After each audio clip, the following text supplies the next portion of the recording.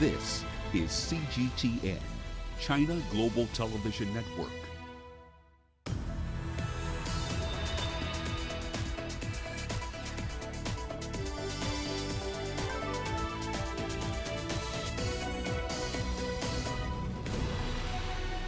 Hello and welcome to Global Business Africa with insights into Africa's ever-changing business landscape. I'm Hannah Viviers in the Kenyan capital, Nairobi, where it's 9 p.m. It's 2 p.m. in Washington, D.C. and 2 a.m. in Beijing. Wherever you're joining us from, welcome. First of all, let's take a look at how the markets performed today. A sigh of relief for the markets today. In fact, it was a fabulous day for global stock trade. The big market news of the day was that deal EU leaders have agreed on a recovery fund to the tune of 750 billion euros. That's about 860 billion US dollars. Europe shares jumped on the news of this stimulus package. We don't have Germany's DAX up on the board, but that was up almost a full percentage point. Paris's CAC 40 gained 0.2%. The FTSE 100, which we do track here, had been in the red yesterday. It's been vacillating between negative and positive territory today, and that could be hugely due to the UK's widening of its budget deficit. It's been reported that Britain's quarterly borrowing has hit a record high. The UK government borrowed a record 127.9 billion euros between April and June. And of course, the coronavirus pandemic continues to take a toll on its public finances. Over in the US, S&P 500 gained about 0.7%. Looking at indices we do track here on the continent, South Africa's JSE closed in the green, up 0.5%. However, its resources remain under pressure. That sector was down 1.6% on the JSE today. Now, even with all the positivity on the global markets today, Nigeria's market bucked that bullish trend today, closing 0.4% in the red. East Africa's largest economy also saw a slight dip on the markets today. Kenya closed at almost 0.2% lower. Let's now take a look at other news that's making headlines this hour. Well, South Africa's Airways rescue plan in a new hitch as government declines to commit to another bailout.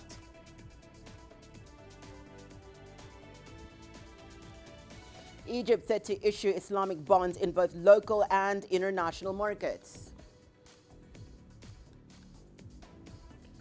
And China's A&T Group plans a dual listing in Shanghai and Hong Kong. We begin the hour tonight in South Africa, where the government is yet to commit to the funding requirements outlined in the struggling South African Airways business rescue plan. According to Finance Minister Mboweni, however, Africa's most industrialized economy is considering approaching institutions for investment of pension funds, private equity, or other partners who might want a shareholding in the national carrier. SAA went into business rescue in December 2019 following years of losses and repeated state bailouts. Its business rescue practitioners have warned that their plan for a reimagined airline would need about $600 million US at the very least. The government has until Wednesday, July the 22nd, to fulfill the rescue plan requirements. Well, for more on that story, live from Johannesburg, we're now joined by Angelo Coppola. Thank you so much for joining us, Angelo. Angelo, looking at the reports on the SAA situation, it seems there's some within the government who want to save SAA almost at all costs, while other leaders seem ready to say goodbye to the airline. Can you give us a clearer picture, Angelo, of what's actually happening? Well, look, the issue has been occupying the minds of analysts and commentators for some time now. In fact, before the business rescue plan kicked in, or the rescue practitioners got involved in December, it all started with the Finance Minister, Mboweni, tweeting and commenting in the public domain that SAA should be allowed to close, should be closed, in fact, because it was a drain on the fiscus, as he put it. In the meantime, we have been hearing regularly from the Public Enterprises Minister, Pravin Gordhan, that South African Airways should be saved or at least resurrected, and that funding would be required and would be sourced. It was in fact assumed that government would guarantee those funds, and as they have in the past, that's some 30-odd billion rand. Then, as a letter was sent to the business rescue practitioners late last week, and that muddied the waters even more, because in the letter, both Pravin Gordhan and Mboweni said that the funding would be mobilized, whatever that means, because nobody has been clear, it hasn't been made clear, in fact, where that money was going to be coming from.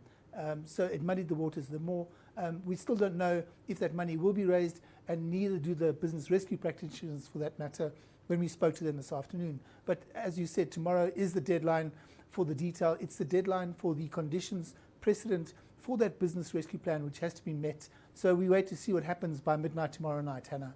When we hear, though, Angelo, that discussions around pension funds have begun and that government could be looking to investments from pension funds, especially with business as with a business as risky as SAA, I would imagine it turns into a very personal conversation for many South African citizens who might be seeing that their pension funds could be hugely affected should a revamped SAA not work.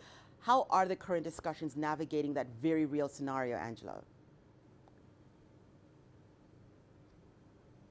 Well, it's quite ironic at the moment because NUMSA and SACI, the two big unions at SAA, have been quiet about the possibility that their pension money could in fact be used to bail out SAA when they were all wanting retrenchment for some 2,000 odd colleagues of theirs. Solidarity Union, the other union at SAA, says it's going to fight any move by government to try and use their pension money to bolster the SAA up.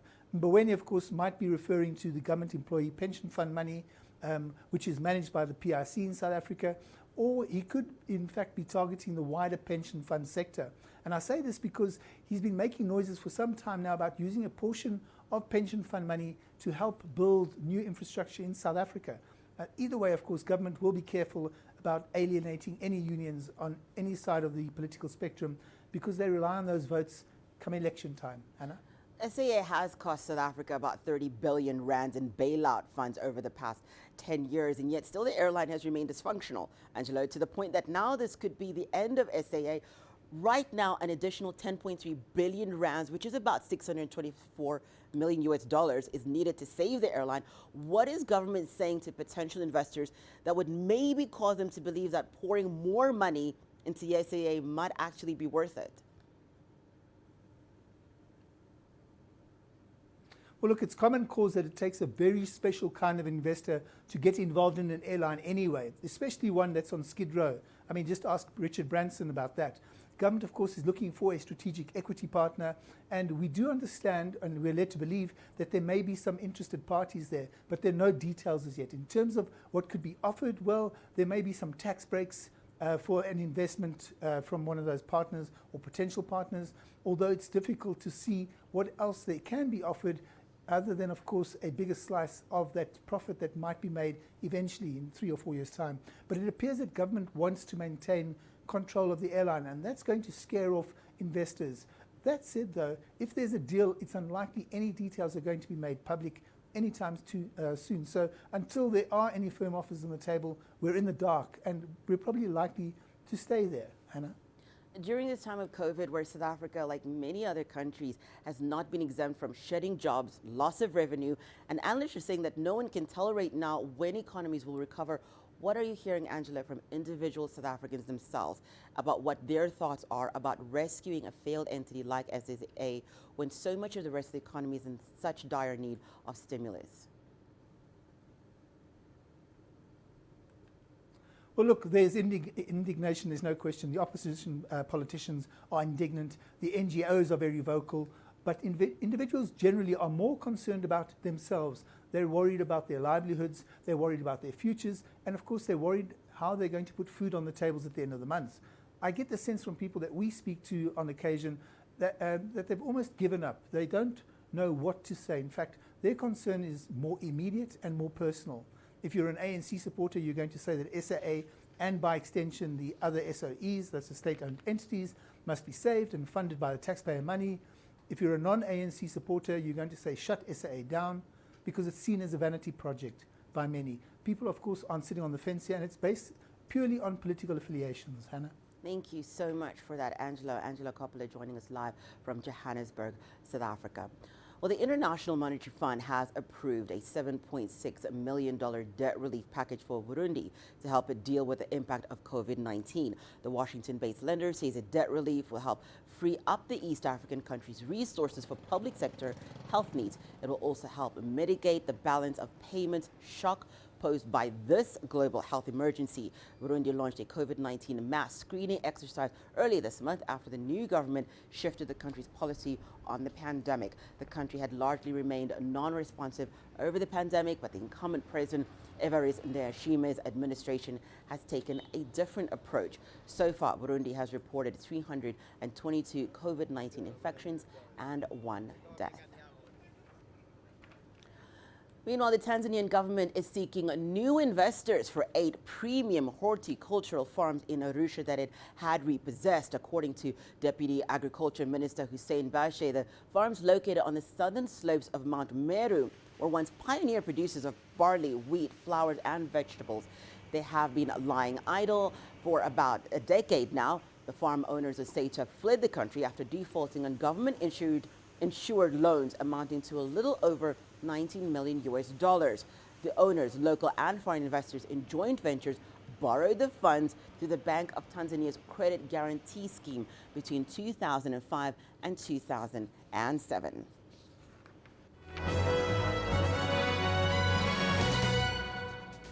Well, let's now take a look at your corporate news making headlines right now. South Africa's state-owned Development Bank of Southern Africa has committed roughly $120 million to fund the flagship Mozambique liquefied natural gas project. The private project, headed by French oil and gas giant Total, will explore about 150 trillion cubic feet of gas reserves in Mozambique. It has attracted funding commitments from banks, development finance institutions, and export credit agencies around the world. Kenyan supermarket chain Tuskys has paid its suppliers about $26 million to beat the regulatory deadline set by the country's competition watchdog. The retailer is also exploring other funding options, which includes seeking a strategic investor by July the 31st. The Competition Authority of Kenya last month ordered Tuskys to submit a debt repayment plan for what it owed its suppliers for a period of more than 90 days after it was reported that the retailer was failing to meet its debt obligations. Elsewhere, creditors are meeting to discuss Comair, which operates Kulula and British Airways in South Africa, has been postponed until further notice. This is the third time the meeting has been postponed. It was originally scheduled for July the 17th, but had been delayed until July the 20th. Comair entered business rescue in May after it was forced to abandon a turnaround strategy to fix its financial situation as a COVID-19 disruption dealt it a massive blow. And finally, Egypt Air is set to increase the number of its international destinations to 35 starting next month. The national carrier will raise its European destinations to 17, up from 16, with the addition of Turkey. Destinations to Africa will also be increased to 7, up from 5, adding Chad and Kenya. Egypt resumed international flights earlier this month after nearly a 3-month closure due to the coronavirus pandemic. And that was a look at your corporate news.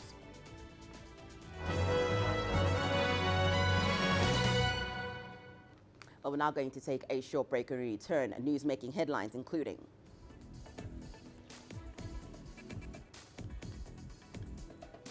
Egypt set to issue Islamic bonds in both local and international markets. And Tunisia adopts China's BDS navigation system. The world economy as we know it is about to change. Global business reports highlight emerging markets, developing countries, and dynamic sectors worldwide. We feature top analysts and newsmakers to provide perspectives on every facet of business. From an on-the-ground perspective, we provide you with balanced and objective assessments. Fast, sharp, and insightful. Global Business, only on CGTN. There's more to this place than just glorious landscapes. There's more to it than just, say, Table Mountain or glorious, endless salt flats. There's more to it than countries that are home to some of the deepest mines in the world. There is so much more to this place, even if it is home to some of the finest diamonds on the planet. It is the sheer diversity of the people who call Southern Africa home and the relentless drive to make it a better place that make it so special. And we know that because this too is home.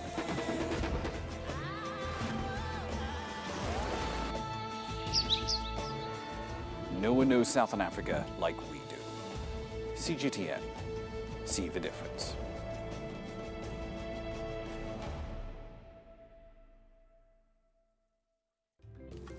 My family has been doing this artwork for the past 600 years.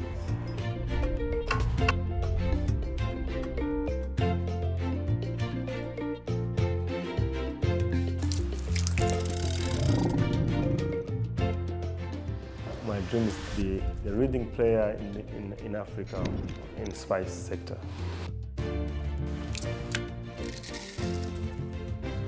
Nobody in the region consumes it. Even me cannot afford the vanilla cooking.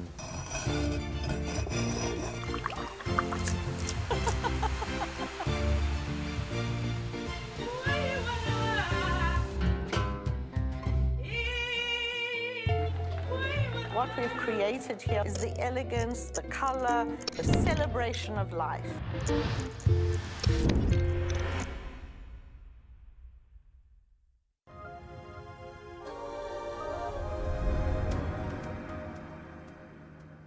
Welcome back. You're watching Global Business. Ethiopia, Egypt, and Sudan participated in a virtual mini summit on Tuesday that was organized by the African Union to discuss the escalating row over Ethiopia's giant hydro dam on the Nile. The talks were chaired by South African President Cyril Ramaphosa. Previous rounds of negotiations amongst the three countries have failed to end the row. The standoff involving Ethiopia on one side and Egypt and Sudan on the other was heightened after allegations that Ethiopia had started filling the controversial dam with water from the Blue Nile. Egypt and Sudan have raised concerns over possible reduction of their share of the waters. Earlier, we spoke to CGTN's Adel Amaruchi in Cairo and Girimchala in Addis Ababa on their countries' respective expectations. The African Union-led mini-summit follows 11 days of ministerial negotiations between Egypt, Sudan and Ethiopia, which have ended without an agreement. Egypt has followed the AU's recommendation to file reports on the outcomes of these meetings to the heads of states, so that the AU can find common ground between the leaders. Egypt wants to finalize all hanging issues in a legally binding agreement before Ethiopia begins filing the dam's reservoir. Cairo has extended its hand of friendship to Addis Ababa, vowing to support all required development projects. All what Egypt wants in return is a guarantee that its water share from the Nile won't be adversely affected. Egypt wants the three nations to focus on a future where their people are not harmed. This could be the country's last pursuit for an African-led solution. The Egyptian Foreign Ministry has not yet announced its next steps, but it says all political solutions are on the table, including going back to the UN Security Council. Adel Mahroui, CGTN, Ras Sidr, Egypt.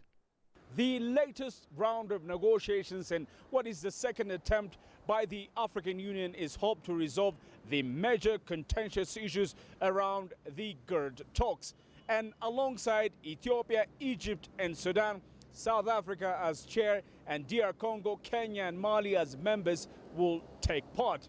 Ethiopia's expectation out of this mini summit on its Grand Dam seems to be clear. And authorities said an agreement can be reached if and only if a mutually beneficial cooperation between the three nations is reached on the Nile waters. And the second, Ethiopia wants no treaty that would jeopardize the would-be benefits of its people from the Blue Nile waters. And so any article in this context won't be acceptable. On the other hand, we have heard from officials here that deal or no deal, the construction of the multi-billion-dollar dam will continue with no single halt. Ethiopia says it needs the GERD to go operational soon, so it can not only provide electricity to its 50 million people, but also lift its 110 million people out of the bonds of poverty. Group Chala CGTN, Addis Ababa, Ethiopia. In other financial news, Egypt is looking to get its debt strategy on track after it was thrown off course by the global pandemic as foreign investors flock back to local assets. The North African nation's goal is to ease the cost of borrowing by extending maturities and diversifying funding sources. It plans to entice a new class of investors by issuing its first sukuk, or Islamic bonds, in both local and international markets in the fiscal year that started this month. With the International Monetary Fund's backing, as well as one of the world's biggest carry trade returns this year, Egypt saw its first inflows in June after 3 months of capital flight. Its local currency bonds gained 6.8% this year. The average return across emerging markets was flat. Well, China and Arab countries are eyeing deeper cooperation on the wider application of China's homegrown Beidou navigation satellite system. The successful operation of the system in the Middle East has encouraged many Arab and African states to rely on this Chinese technology in a variety of fields that include transport, energy, and agriculture. Here's CGTN's Adnan Shuashi with the rest of the details. The Director General of the Arab Information and Communication Technology Center noted that China is sharing its technology with Arab countries in Africa while increasing the services offered by the Beidou system. The Beidou platform is a bridge between the People's Republic of China, the Arab region, and Africa. It facilitates strategic, scientific, and technological cooperation. It is a very efficient and successful system which uses the latest technology that China shares with humanity. Nada Al-Abidi is the director of the Tunis-based Beidou Global Navigation Satellite System Center. She is also one of the experts at the China Arab States BDS GNSS Center. The system offers many services through several activities like training and measurement. This is guaranteed thanks to the quality of the Beidou system, which helps Arab and African nations improve the performance of many sectors like agriculture, transport, disaster relief, as well as economic sectors. The Tunisian expert added that the final Beidou satellite to complete the Chinese navigation network was built by the China Academy of Space Technology. The system is compatible with other major navigation systems around the world, such as the American GPS and Europe's Galileo system. On June 23rd, the world witnessed an important event. China launched the Capstone satellite for the Beidou navigation, adding the final piece to a global network providing positioning, timing, search and rescue services. Now the Arab world and Africa can benefit from all its services. In April 2019, Tunisia hosted the second edition of the China Arab States BDS Cooperation Forum. This international event brought together more than 200 Chinese and Arab officials, experts and entrepreneurs. Tunisian authorities assert that the deployment of the Beidou program's third generation, or BDS-3 satellite network, has paved the way for a deeper cooperation between China, the Arab region and Africa. Experts believe in building an ambitious space Silk Road. Adnan Shawashi, CGTN, Tunis. The COVID-19 pandemic has led to the closure of many technical and vocational education institutions across the world. This has affected efforts to train many young people. In post-COVID-19 societies, the youth will need to be equipped with key technical skills as countries seek to revive different sectors of their economies. CGTN's Wilke Sanyawa reports on how Kenya plans to reopen these institutions and safeguard the future of its youth. The Nairobi Technical Training Institute may have temporarily closed its doors to students, but it is still bustling with activity. In the absence of students, workmen have taken over, sprucing up the Vocational Learning Center against the backdrop of a pandemic. When Kenya registered its first case of COVID-19 in March, the government instructed all institutions of learning, including this one, to send their students home to ensure their safety. It was a huge setback for learners here. For us, we don't have content that is digitized. Meaning what? Immediately we closed, learning stopped. Although after some time, like Nairobi TTI, we called our staff, we had virtual meetings, and agreed that we start online training in whatever form. The closure also dealt a blow to the ambitious plans the government had laid out for young people in these technical training institutes. In Kenya, TVETs refer to technical and vocational education and training institutions, centers spread out across the country where, with government sponsorship, young people learn technical skills through which they can earn a living. These skills include carpentry, dressmaking, engineering, teaching, and other skills. We realize through global research reports that no government can provide more than 25% of employment of its citizens. Governments are not essentially supposed to employ. They are supposed to facilitate employment. That is self-employment, private employment, and any other kind of engagement that people can find. So the president realized that the nexus between his promise and realization thereof was killing young people. In Kenya in 2019, 680,000 students sat their end of secondary school exams. Only 122,000 gained admission to university. The rest were left out. Now the government is targeting at least 500,000 students to join these institutions by the end of the year. This training has been very useful to me, and I hope that many others get this opportunity too. I wish the government would add more equipment so that more students could enroll. In order to reach these students, even in the pandemic, some technical institutions, even in rural areas, have gone online. But they can't reach everyone in this way. So come September, should they meet the health requirements, learning will resume at these centers. So we are looking at a situation where we are going even to put them in tents for theory classes. Then in the workshops, what we are going to do is that to reduce the numbers that go in the workshop. In the time being, workers are not only renovating the classrooms, they're preparing for the new socially distanced learning process. And when the students come, they will take their places to prepare for the future. For those with skills, as we reconstruct the economy after the pandemic, they will be young people who took advantage of this message, enrolled, got trained, and salvaged their lives. For the hundreds of thousands of young Kenyans who join the job market every year, having a skill can make a great difference. And this is why, once the requirements are met, come September, thousands of young people will be joining institutions such as this in order to start their careers. Wilkis Anyabwa, CGTN in Nairobi, Kenya. In Uganda, thousands of teachers are without jobs following the closure of schools in March. Many are adjusting to changes of life by picking up new skills to survive. Leon Seyanga tells us more.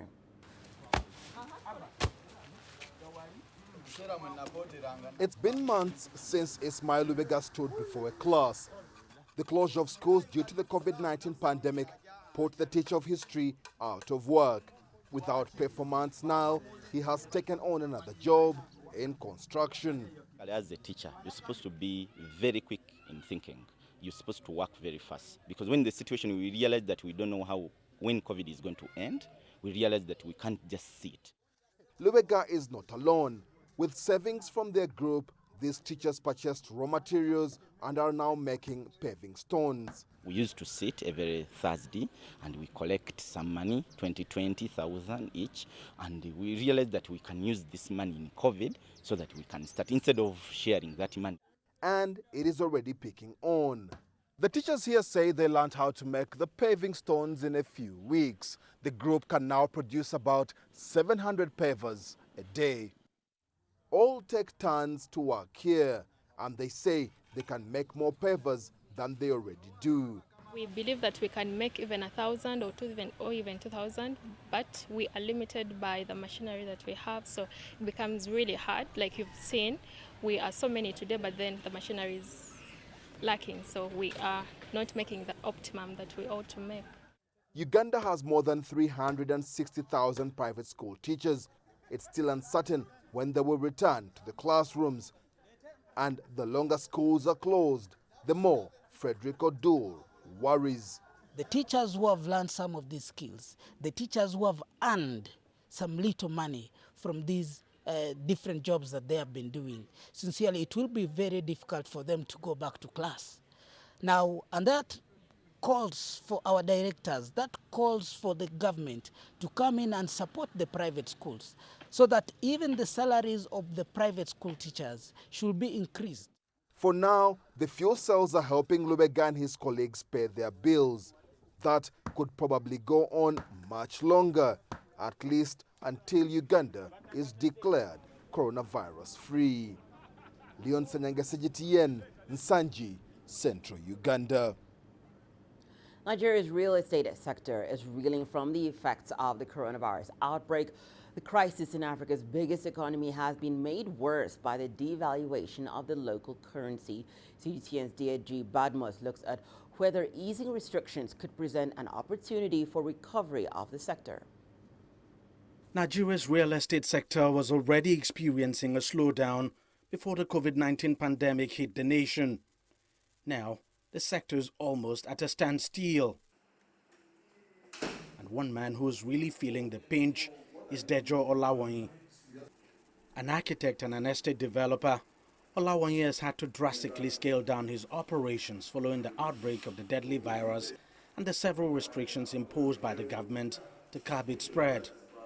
To sell a house is one of the most difficult things to do now, because the essential services are the ones that are really important, because those are the things that have to do with food. Even clothing is not important. So real estate is crashing. It's go all over the place. People are even dropping from expensive rents or mortgages to lower ones because they can't afford it. With buyers for property drying up, work at most construction project sites have slowed down. Real estate developers are unsure on how to proceed in the face of the uncertainty in the industry. Most people that import from China, from Europe, in the markets, they have not been importing for months. Some from January, February, containers are not coming. Even when you want to buy, because of the exchange rate, the prices have gone up, at times double, at times 60% increase or more. It's a tough time for a once booming sector that also provides jobs for thousands. Empty houses now litter major cities like Lagos and Abuja, waiting for buyers. New projects are far and few in between, and there's no certainty yet when things would pick up for the sector. Definitely there is a new normal, and the new normal is that things are never going to be the same again. We have to cope with it. We have to slash our prices. We have to encourage people to buy. We have to also make sure that we live safe. Just like Jack Ma said, if you have been able to survive this COVID-19, you have made profit this year, because a lot of people have died. It's those words that have kept Olawanyi going as his business takes a hit from the virus. And he remains optimistic that no matter how long it takes, the current difficult period his industry is facing will eventually pass. But certainly, there will be casualties. DG Badmus, CGTN, Lagos, Nigeria. Time for us to take a short break and return. More financial news at Making Headlines.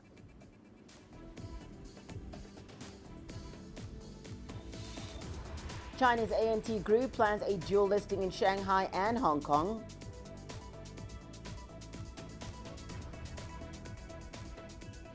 And EU leaders agree on an $850 billion coronavirus recovery package.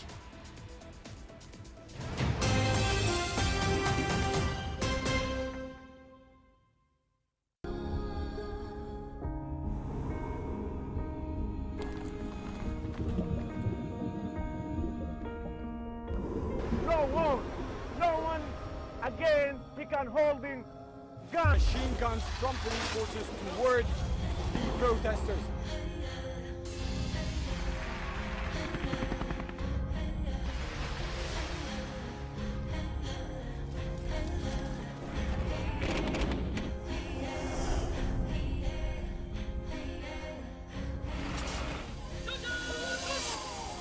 Were you worried about your life at that particular time?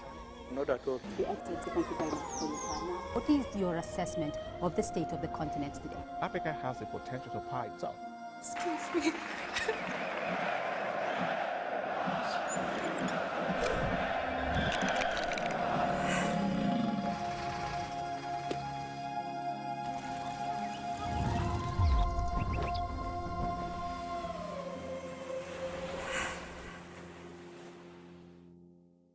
business in Africa is at the crossroads. We celebrate those who are adopting and thriving despite the challenges, from grassroots to big businesses. Global Business takes you along for the ride as we track the making of a giant. Only on CGTN. How will your world change today? What happens here? What happens there? Or what do you make happen for yourself? If it matters to you, it matters to us too. Your stories are the stories that need to be told. Africa Live. Find your voice.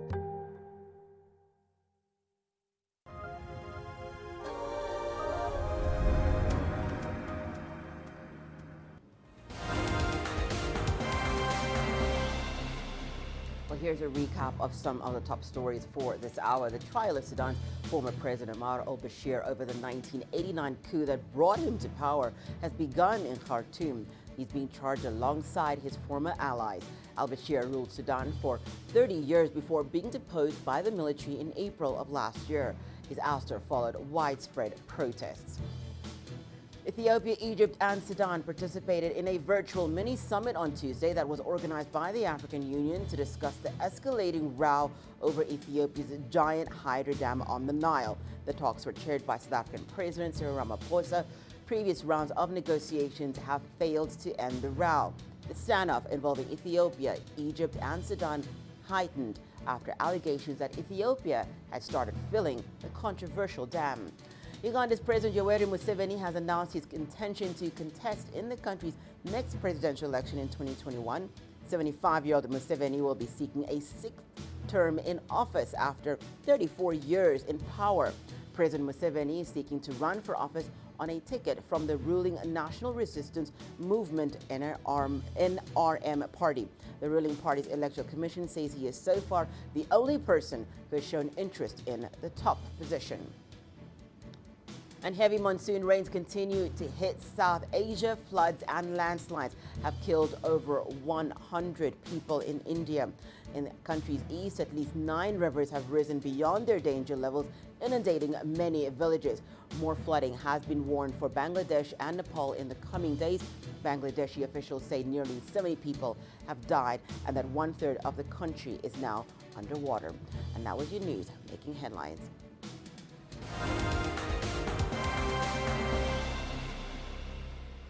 Well, shifting focus now to the international front. China's A&T Group, which operates the popular mobile payment platform Alipay, has begun discussions for a dual listing on Shanghai's tech-focused Starboard and the Hong Kong Stock Exchange.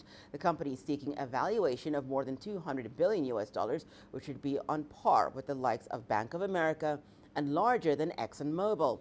A&T Group is also seeking to expand its enterprise business, particularly through partnerships with financial institutions, including China's state-run banks. Well, as A&T Group begins its dual listing process in Shanghai and Hong Kong, let's now take a look at the fintech's giant. The Ant Group is an affiliate company of the Chinese Alibaba Group. Formerly known as Ant Financial, the company is the world's highest valued fintech company. It is also the most valuable unicorn company with a valuation of $150 billion. The company started with Alipay, a digital payment solution for online shoppers on Taobao and Tmall. It now covers a variety of online financial services for consumers, including payments, banking, brokerages, and wealth management. More than 1/3 of the Chinese population has put their money in Ant's Alipay Yuebao, the world's largest money market fund. Outside the Chinese mainland, the company now has a major presence in Europe and Asia. The company's most recent expansion is in the UK. In 2019, it acquired British international money transfer services provider World First for $700 million. It also signed an agreement with Barclaycard that lets British retailers accept the Alipay app in their stores. Xiaocheng, CGTN. Chinese President Xi Jinping says China will strive to make up economic losses caused by the coronavirus epidemic. President Xi also told a group of entrepreneurs that market protection was key to economic development in the world's second biggest economy. I want to use this opportunity to express my sincere gratitude to various enterprises, whether state-owned, private or foreign, including those from Macau, Hong Kong and Taiwan.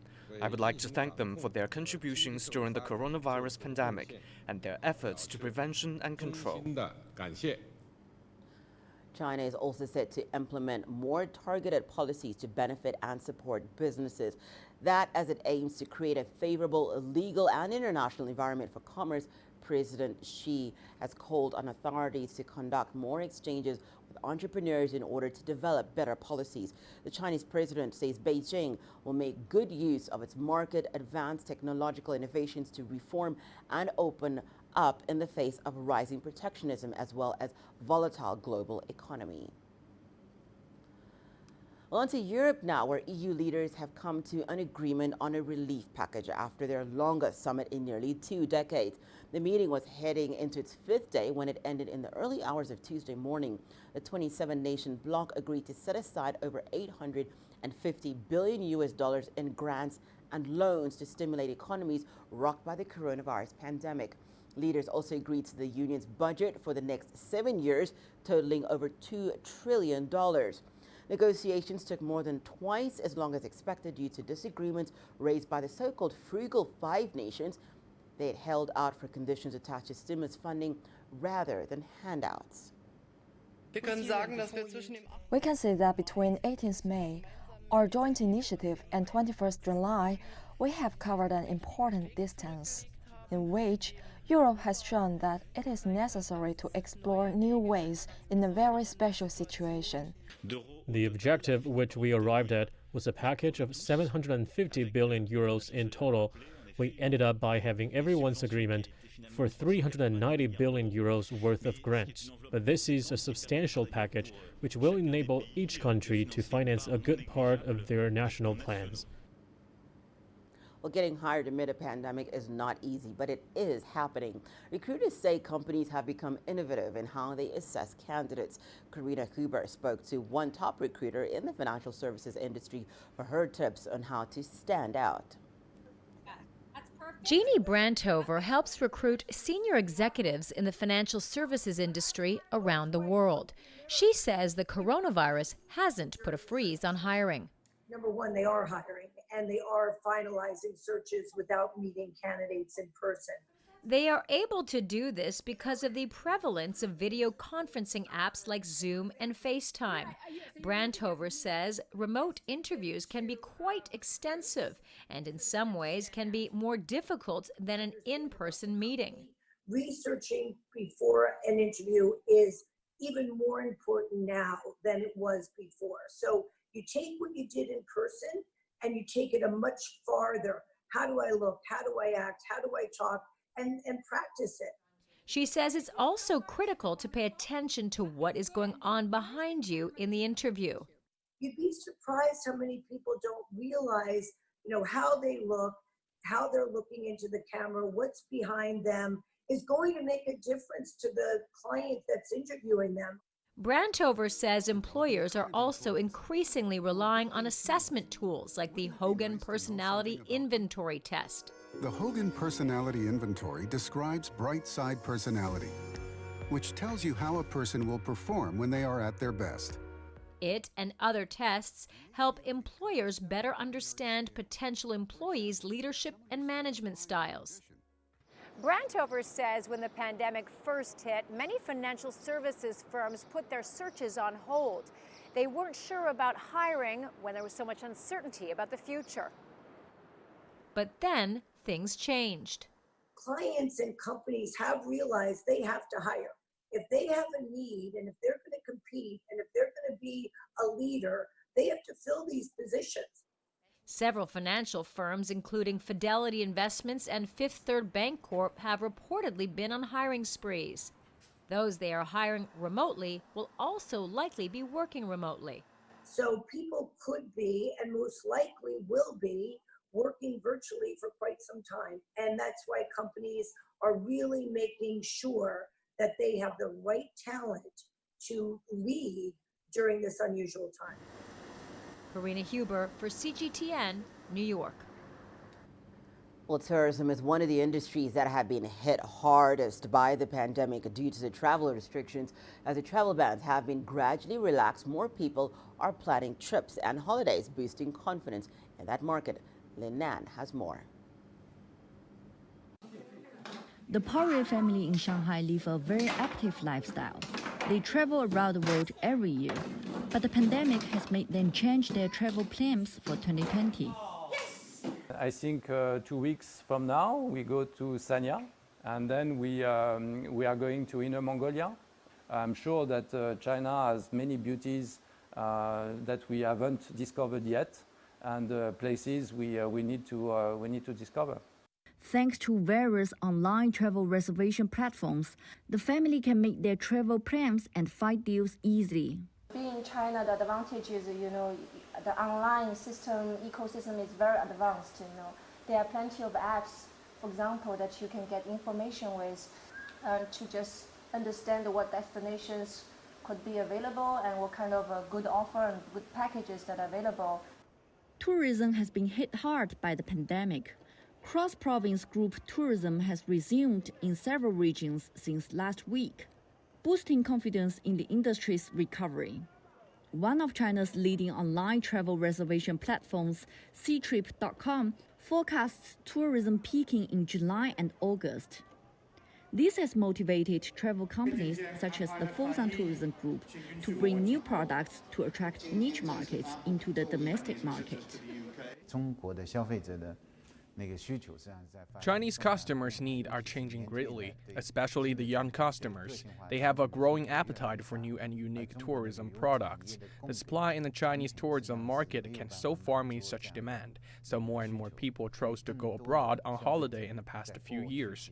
We hope this platform will bring them back to the domestic market and attract more foreigners to China. Experts say the pandemic has changed people's travel habits and reshaped the industry. Travel companies observing epidemic prevention and control measures, along with new products and innovative marketing approaches, will help enhance consumers' confidence in tourism. Lin Nan, CGTN, Shanghai. Well, let's take a look at how commodities performed today. Brent crude, one of the biggest gainers today, was up over 3%, due largely to that positive sentiment brought about by that $860 billion recovery fund EU leaders have agreed on. One of the reasons that remains such big news is that Europe is the world's largest exporter of manufactured goods and services and is itself the biggest export market for around 80 countries.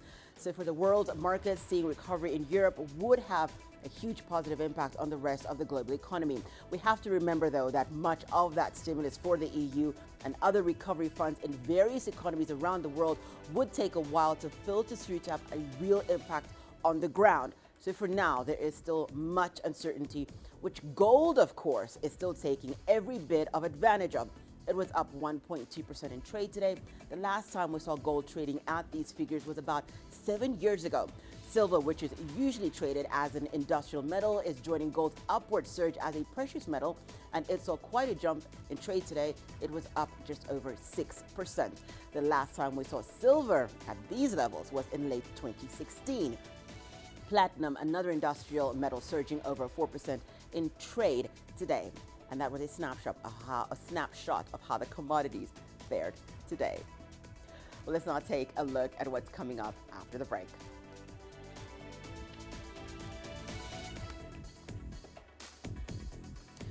A look at the COVID-19 impact on popular wine tours in South Africa. Images may appear to be identical, but looks can be deceiving. The difference is not always obvious. It has to be discovered. There are always different sides to a story. We put the focus on the details. To see more, to understand better. CGTN. See the difference.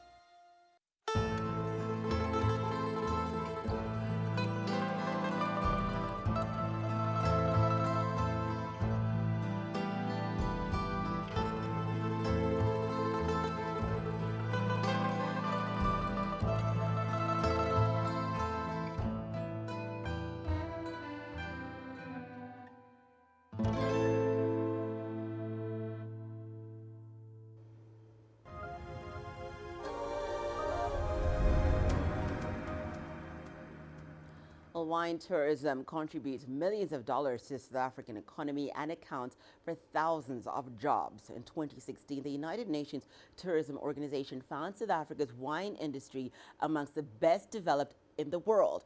But the industry has suffered massive losses since the country went into lockdown in March. CGTN's Sumitra Naidu reports. South Africa has grown its wine tourism industry to be one of the best in the world. But this accomplishment is being eroded with the country under lockdown. Well, the tourism industry contributes 8.6% of the total South African GDP. An impact of COVID to tourism. COVID has decimated tourism in South Africa. And the fact that now we are still under lockdown and it's over 100 days of lockdown, it means that, the tourism establishments have not received any income. Because there hasn't been any movement of people. Wine tourism on its own contributed over $423 million to the economy last year and employs over 10,000 people. Many of these jobs are being threatened by the ongoing lockdown. The wine industry has been dealt another blow with the reinstatement of the liquor ban. While exports can continue, all domestic wine sales are banned. We've made provisions for at least 5 to 6 months of almost zero income way back then in order to sustain ourselves and look after ourselves and still be able to pay salaries and vehicles and insurance premiums, etc. So that is what's our saving grace at this stage. We are already deep into our personal savings. We don't know how long we can continue with that. On top of that, we've got our own rents and bonds and living expenses to cover. The Western Cape boasts the longest wine route in the world, spanning over 6 wine regions, which include 26 districts and 69 wards. Every year, thousands of local and foreign tourists make their way through the majestic vineyards. But it's still unclear when tourism will reopen in South Africa. Since the day of lockdown at the end of March, we've had zero income. And we obviously live in limbo. There's no preset date at this stage of when the tourism industry will resume, and we can only hope that it's soon. Farmers are hoping that the government will allow wine tourism to reopen by September in time for its peak season.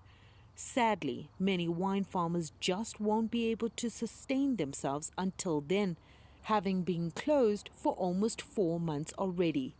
Sumitra Naidu, CGTN, Johannesburg, South Africa. Meanwhile, the novel coronavirus outbreak is also challenging Japan's animation industry. Several television and film productions have been delayed or taken off air. As CGTN's Terence Terashima now explores, experts are calling these troubled times a turning point for the sector. In 2018, the Japanese animation market recorded 9 consecutive years of growth, with 6 consecutive years of record-breaking sales. However, experts say a slowdown in revenue from abroad could reduce the momentum, and the COVID-19 pandemic could be a blow to the industry. A number of animated TV shows and movies have been delayed or cancelled, and at such a crucial time. Animated movies and events are at their peak in the summer months. Japan makes a lot of TV animations and equally as many animated movies. The long-awaited final installment of the Evangelion series was supposed to be in theaters in June. Another installment of the record-breaking Detective Conan series has been postponed. The impact is tremendous. Merchandising, stage productions and events are key elements to the success of Japan's animation industry. However, with several cancellations, many voice talents have lost projects. Cancellations started with theater productions and events to curb the spread of infections. Many voice talents take part in these events. voice talents began losing projects in February. By March, 90% of them had lost work and 100% of them by April. Industry experts have predicted a considerable dip in Japan's animation industry in 2020, but this is considered as irregularity as demand has not diminished. If the overall demand for animation decreases, then the industry is in trouble, but it does not seem to be the case. We have to think about how to get the industry back on track and how to renew the industry and increase productivity. The animation industry goes through new cycles every April, July, October, and January. I think we would know which way it's headed by the end of October. Experts say the key is to maintain the demand for Japanese animations and adapt to digital productions and distribution changes. Terence Hiroshima, CGTN, Tokyo. And now for a final look at the markets. On the currencies front, Nigeria's Naira gained slightly today and is now trading at 388.2 to the dollar. It was at 389 yesterday. South Africa's rand still under pressure, but it saw some gains today. It closed at 16 rand 46 cents compared to the 16.63 level it was at yesterday. Kenya's shilling saw some losses today. It was down very slightly at 0.1%, closing at 107.9 shillings in market trade today. Egypt's pound was slightly flat, not losing much ground compared to yesterday's trade, but it is close at 16 pounds to the dollar level. And that was a look at some of the major currencies we track on the continent. Well, that's it for this edition of Global Business. Remember, you can send your feedback to the contact on the screen and follow us on digital media platforms. From me, Hannah Viviers, and the rest of the Global Business team, thank you so much for watching. We'll see you again next time.